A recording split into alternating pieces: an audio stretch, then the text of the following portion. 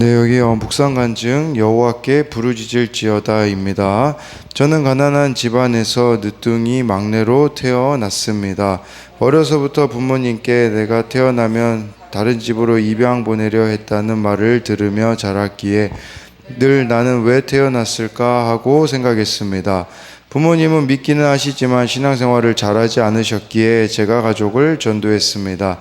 하지만 어린 시절 지인에게 성추행을 당하는 사건으로 저는 누구에게도 보호받지 못했다며 어머니와 하나님을 원망했고 우울과 자살 충동을 느꼈습니다. 이유 믿을 건 나 자신뿐이라 생각해 내 열심으로 살았습니다. 그러다 이런 환경에서 벗어나는 길은 믿음의 결혼만이 답이라고 여겼습니다. 믿는 형제와 만났지만 잘 되지 않아 힘들어하던 중 믿음의 공동체로 인도되었고 말씀으로 사건이 해석되는 경험을 했습니다. 이후 조카와 큰 오빠의 죽음에 이어 어머니의 죽음이 연이어 찾아와 큰 충격을 받았지만 제 평생의 소원이었던 어머니의 구원이 믿어져 장례 기간에 잠시 아픔과 고통이 없는 천국을 맛보기도 했습니다. 하지만 제가 전도했다가 파혼한 전 남자친구와 제 오랜 친구의 교제 사실을 알게 되어 배신의 고통으로 죽게 울부짖었습니다. 청년부 소그룹 리더인 그들에게 가증하다며 욕을 했는데 하나님은 전 남자친구와 가증이 음란을 행했던 저의 죄와 저 또한 사경을 헤매던 어머니를 배신한 일을 기억나게 하시며 회개하게 하셨습니다. 그러나 같은 공동체에 있으면서 사과도 없는 그들을 계속 마주하는 것이 괴로웠고 그들을 소그룹 리더로 세운 공동체가 싫어서 떠나고자 했습니다. 그러나 지체들의 만류로 남아 있었습니다. 그러자 친언니가 교회로 전도되었고 제일 소통이 안 된다고 생각했던 언니와 말이 통하는 기이한 경험을 하게 되었습니다. 가족의 죽음과 관계 고난으로 기쁨과 즐거움이 끊어지는 슬픔을 겪었으나 여호와의 날이 가까이 왔음을 깨닫고 여호와께 부르짖자 하나님이 저와 가족의 구원을 선물로 주셨습니다. 할렐루야. 적용하기입니다. 저와 같은 고난이 있는 청년부 지체들에게 제 삶을 간증하겠습니다. 외로움이 찾아올 때면 주께서 저를 부르시는 뜻으로 알고 기도하겠습니다. 네, 여기 나와 있듯이 제가 전도했다가 파혼한 전 남자친구와 제 오랜 친구의 교제 사실을 알게 되었을 때 배신의 고통으로 죽게 울부짖었을 때 그들에게 가증하다고 욕을 했지만 하나님은 전 남자친구와 가증이 음란을 행했던 저의 죄 또 사경을 헤매던 어머니를 배신한 일을 기억나게 하시며 네 이렇게 회개하게 하셨다라고 하는데요. 예, 정말 우리가 이런 고난, 고통, 네, 이런 부분들이 있을 때, 예, 또 돌이켜야 되는 부분이 무엇이 있는가까지 고민하는 것이, 네, 우리들에게 필요하다라고 할 수 있습니다. 오늘은 요엘 1장 1절부터 20절까지인데요. 요엘서는요, 정확히 언제 쓰였는지는 알 수가 없습니다. 이 학자마다 다 의견이 다르지만 대체로는 이 포로 생활을 지난 포로기 이후로 보는 견해가 많이 있습니다. 분명한 점은요, 성전이 정상적으로 기능하고 있었던 시대였고요. 그리고 왕보다는 제사장들과 장로들이 이스라엘의 지도자로 또 여겨지던 그런 시대였다라는 것은 말씀에 보면 나와 있습니다. 1절에요. 부두엘의 아들 요엘에게 임한 여호와의 말씀이라 라고 해서요. 부두엘이라는 뜻은요.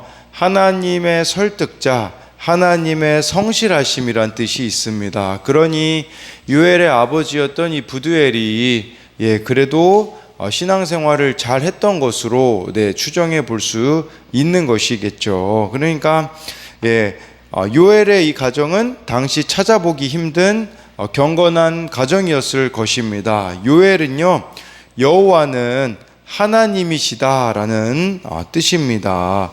이 요엘서에는요, 구체적으로 무엇을 회개해야 되는지는 나와 있지가 않거든요. 네, 그렇지만 이 요엘의 이름이 여호와가 하나님이시다라는 부분, 또 요엘 2장 27절 같은 데는 너희 하나님 여호와가 되고 다른 이가 없는 줄 너희가 알 것이라 라는 이런 부분이 나오거든요. 추정해 보건대 하나님이 하나님 되시지 못하고 있는 부분이 그 당시에 있었을 것이다 라고 추정할 수 있어요. 다른 말로 말하자면 너무 뻔한 이야기긴 하지만 하나님의 자리를 대체하는 우상들이 있었음을 추정해 볼 수 있는 것입니다.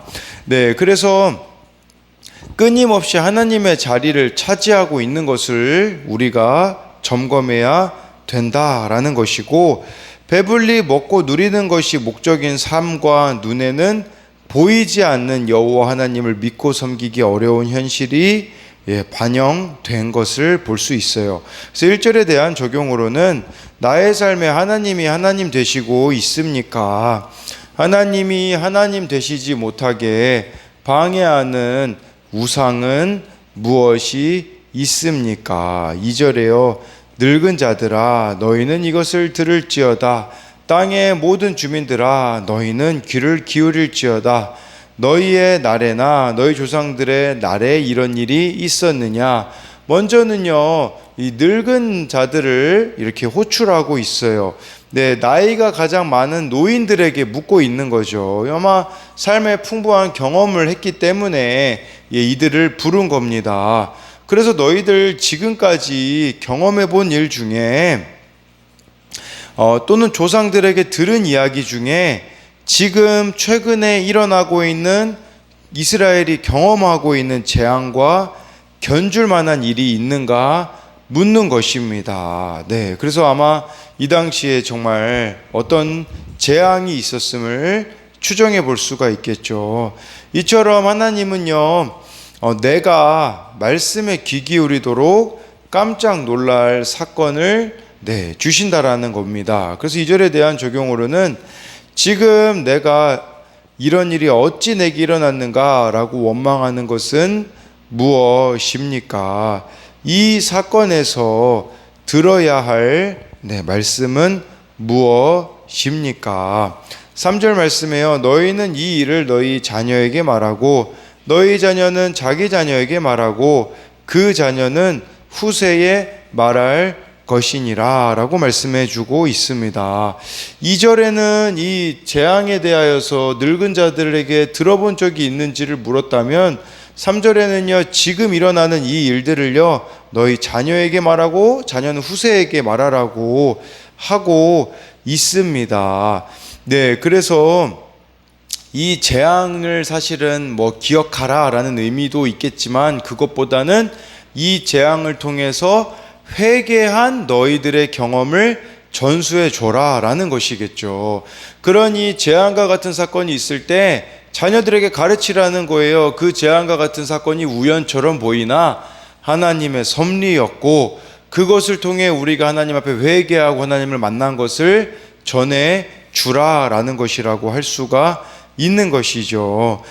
그래서 이 3절에 대한 적용도 구원을 위해 가족이나 친구에게 꼭 전해야 할 말은 무엇입니까? 정말 저와 여러분들이 재앙과 같은 사건을 만나고 회개한 그것을 전해 주는 것, 그것이 또 구원을 위해 우리가 이렇게 예수님을 전해줘야 하는 것임을 또 뜻한다라고 할 수가 있는 것이겠죠. 4절에요. 팥중이가 남긴 것을 메뚜기가 먹고 메뚜기가 남긴 것을 느치가 먹고 느치가 남긴 것을 황충이 먹었도다 라고 이렇게 되어 있는데요. 실제로요, 히브리어로 이 4절을 보면요, 그냥 모두가 다 메뚜기라고 적혀 있습니다. 그렇다면 두 가지 중에 한 가지겠죠. 하나는 메뚜기 전체 발달 과정의 각 단계를 말하거나 아니면 모두 메뚜기로 연속된 메뚜기 재앙의 심각성을 묘사했다고 할 수 있어요. 단정 짓기는 어렵죠. 그러나 이 4절이 의도하는 바는 한 가지예요. 그것은 뭐냐면 하나님의 진노를 피할 길이 없다는 것이에요. 그래서 번역을 이렇게 한 이유가 팥중이 원래는 다 이게 메뚜기로 기록되어 있지만 우리나라 말로 성경은 이렇게 나와 있는 것은 팥중이가 남긴 건 메뚜기가 먹고 메뚜기가 남긴 건 느치가 먹고 느치가 남긴 건 황충이 먹었다라는 것은 피할 수가 없다라는 뜻이에요. 피할 수가 없다. 피할 길이 없다. 그러니까 우리가 이 정말 재앙과 같은 일이 있을 때 회개로 돌이키지 않으면요, 또 다른 재앙이 올 수밖에 없는 것을 말씀해 주고 있는 것입니다. 그래서 이 4절에 대한 적용도 지금 나에게 재앙처럼 여겨지는 일은 무엇입니까? 인간적인 방법으로 피하려고 몸부림칩니까? 아니면 하나님께 엎드리고 있습니까? 인간적인 방법으로 피하는 게 아니라 하나님께 엎드리는 것만이 이 재앙이 그치는 것임을 알아야겠죠. 고난을 겪고도 끊어지지 않는 내 고집이나 죄악은 무엇입니까? 5절에요. 취하는 자들아 너희는 깨어 울지어다. 포도주를 마시는 자들아 너희는 울지어다. 이는 다음 포도주가 너희 입에서 끊어졌음이니. 그들은 포도주에 취해 재앙이 오는 줄 모르고 잠들었다라는 거죠.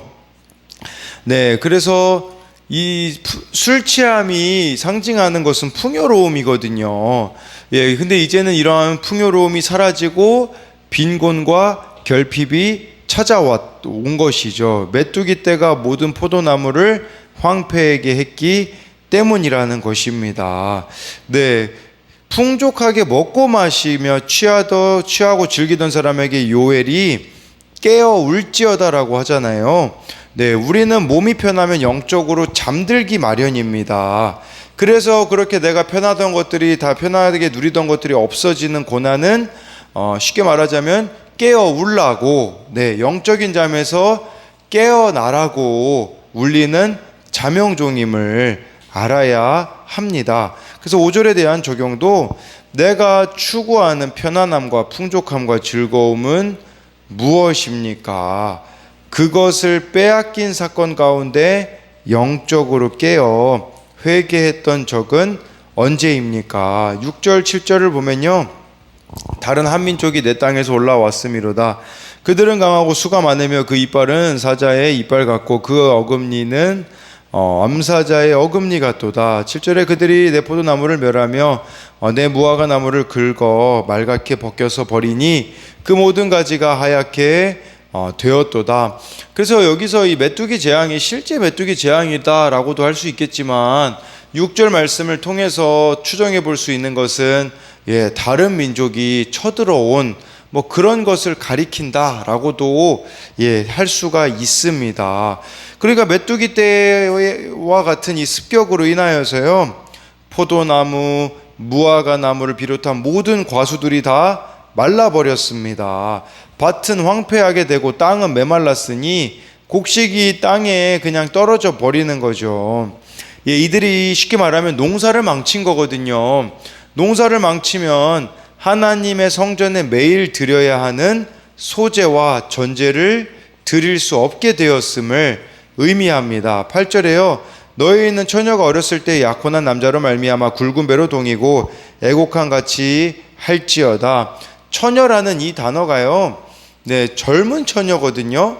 그러니까 결혼하기 전 처녀가 약혼한 남자를 잃은 경우를 가리키기도 하고, 아니면 결혼한 지 얼마 안 된 젊은 여자가 남편을 잃은 경우를 가리키기도 합니다. 그래서 이런 고통과 같은 것들이 지금 이스라엘에 있다라는 거죠. 9절 10절에요. 소제와 전제가 여호와의 성전에서 끊어졌고 여호와께 수종드는 제사장은 슬퍼하도다. 밭이 황무하고 토지가 마르니 곡식이 떨어지며 새 포도주가 말랐고 기름이 다하였도다. 아까 제가 전전 구절에서 설명드렸던 것처럼 밭이 황무하고 토지가 마르고 곡식이 없기 때문에 이제는 구절에 소제와 전제를 하나님 앞에 못 드린다라는 거죠. 소제는 곡식으로 드리는 거였었거든요. 전제는 포도주로 드리는 건데, 포도주가 마르고 이제 더 이상 곡식이 없으니 하나님 앞에 드릴 소제와 전제가 없었다라는 거죠. 근데 이걸 기억해야 돼요.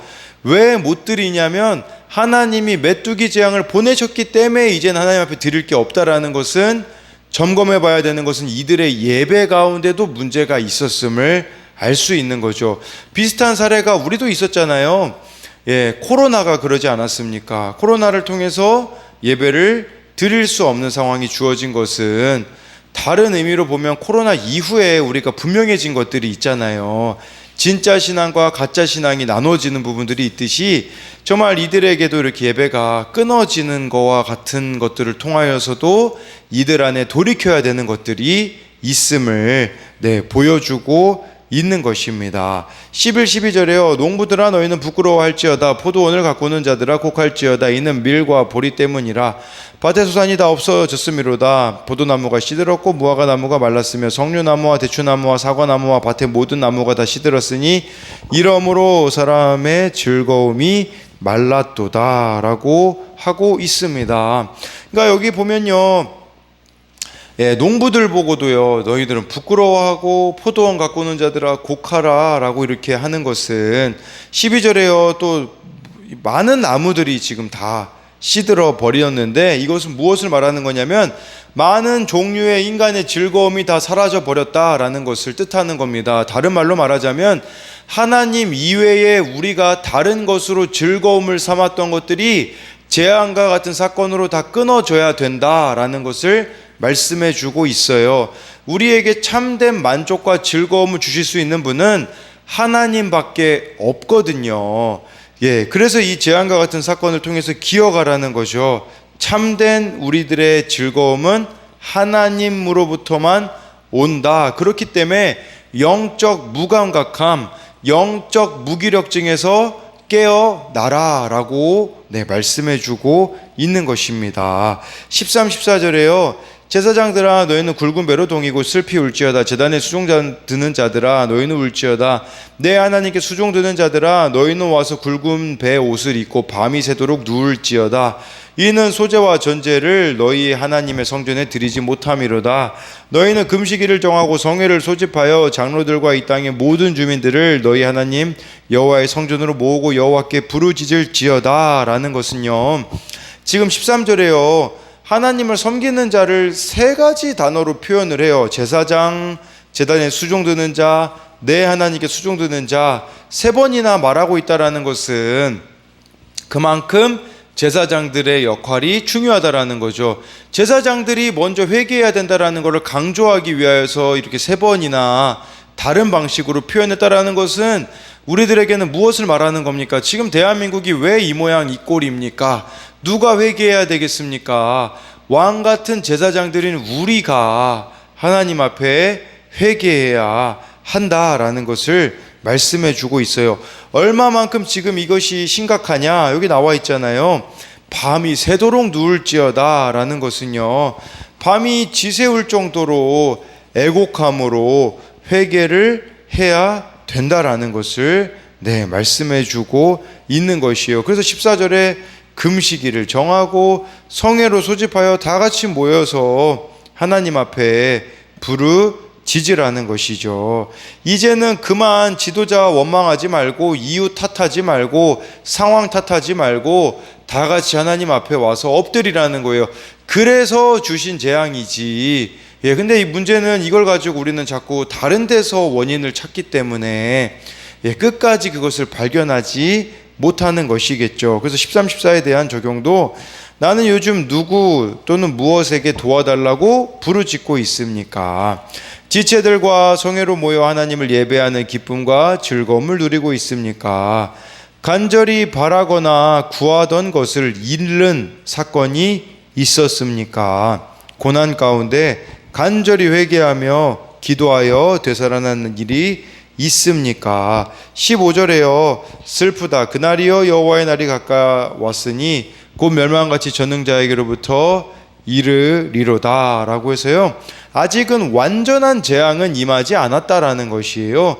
이 여호와의 날이라는 것은 이 심판의 날이거든요. 그 날이 가까이 왔으니 완전한 멸망과 심판을 피하고 싶다면 회개하라 라는 것이라고 말씀해 주고 있어요. 심판이 피할 수 없는 이유는요, 이 전능자라는 단어에 있거든요. 이 전능자는 보통 하나님이 이제 보호하시고 심판을 가져오시는 주권적인 왕으로 묘사할 때 쓰는 단어입니다. 그렇지만 이게 좋은 의도로 쓰일 때는 하나님이 계획한 일이 반드시 실행할 수 있는 능력을 가지신 분이라는 것이 있겠지만 지금 이 상황에는 심판은 반드시 이루어짐을 가리키는 단어가 전능자임을 말씀해주고 있는 것이겠죠. 16절에요. 먹을 것이 우리 눈앞에 끊어지지 아니하였느냐, 기쁨과 즐거움이 우리 하나님의 성전에서 끊어지지 아니하였느냐, 이렇게 말씀해주고 있는데, 이렇게 이제 이 16절부터는요 메뚜기 때 재앙 이후에 벌어진 결과를 묘사해 주고 있어요. 재앙의 결과, 먹을 것이 눈앞에 끊어진, 이런 상황이 펼쳐졌다라고 할 수가 있어요. 그런데 지금 여기서 중요한 것은 기쁨과 즐거움이 우리 하나님의 성전에서 끊어지지 아니하였느냐라는 것은요, 우리가 이 모든 일이 일어났던 것은 하나님으로부터 오는 기쁨과 즐거움이 상실되었기 때문임을 보여주는 것이라고 할 수가 있는 것입니다. 이런 관점으로 보자면요, 여러분, 우리가 아무리 힘들어도요 참된 기쁨과 즐거움을 하나님의 성전에서 얻을 수 있음을 또한 생각해 봐야 되며, 또한 우리들에게 어떻게 보면 재앙과 같은 사건이 오는 것은 하나님과의 이 교제의 즐거움을 우리가 상실했기 때문이다 라는 것을 알아야 한다라는 것입니다. 17, 18절에요. 씨가 흙덩이 아래 썩어졌고 창고가 비었고 곡간이 무너졌으니 이는 곡식이 시들었음이로다. 가축이 울부짖고 소떼가 소란하니 이는 꼴이 없음이라. 양떼도 피곤하도다. 어려움과 고난이 닥쳤을 때 그때야 인간은 비로소 생각하기 시작하잖아요. 그러니까 우리에게도 17절, 18절과 같은 사건이 있어야 그제야 하나님을 찾는 인간의 본성이 우리들에게 있는 것이에요. 17절에 표현된 것처럼 썩어졌고 비었고 무너졌고 시들었을 때, 18절처럼요 울부짖고 또 소란하고, 소란하다라는 것은요 목적지를 잃고 방황하며 혼란에 빠진 상태예요. 목적지를 잃고 방황하며 혼란에 빠진 상태를 말하는 단어고요. 양떼도 피곤하도다. 근데 이 피곤하다라고 하는데 원어로는요 고통을 당한다라는 뜻이에요. 고통을 당한다. 그러니까 죄로 인해 겪는 죄책감과 처벌을 가리키는 것이에요. 이처럼 인간이 하나님을 떠나면 피조세계의 질서가 깨지고 혼돈에 빠지고 고통을 당하게 된다라는 것이에요. 그렇기에 이것에 대한 적용은 하나님을 떠나 있기에 울부짖고 소란하고 고통을 당하고 있지는 않습니까? 19절 20절을 이제 마지막으로 보면요, 여호와여 내가 주께 부르짖으오니 불이 목장의 풀을 살랐고 불꽃이 들의 모든 나무를 살랐음이니이다. 들짐승도 주를 향하여 헐떡거리오니 시내가 다 말랐고 들의 풀이 불에 탔음이니라 라고 해가지고요, 여호와여 내가 주께 부르짖으오니, 이게 우리들에게 이루어져야 되는 일이라는 것입니다. 하나님께 대하여 부르짖음이 회복되어져야 한다라는 것이에요. 재앙 가운데 가만히 있다고 시간이 해결해 줄 거라고, 상황이 바뀌면 된다라는 생각을 버리셔야 됩니다. 우리가 해야 되는 것은 여호와여 내가 주께 부르짖으오니, 이것만이 회복될 수 있는 유일한 길임을 저와 여러분들이 기억하심으로써, 정말 이 메뚜기 재앙과 같이 여러 가지 어려움들, 회복되지 않을 것 같은 그런 어려움들이 있는 것은 하나님께 부르짖으라고 주신 사건임을 저와 여러분들이 기억함으로써 하나님께 부르짖음으로써 회개하며 회복이 이루어지기를 소망합니다.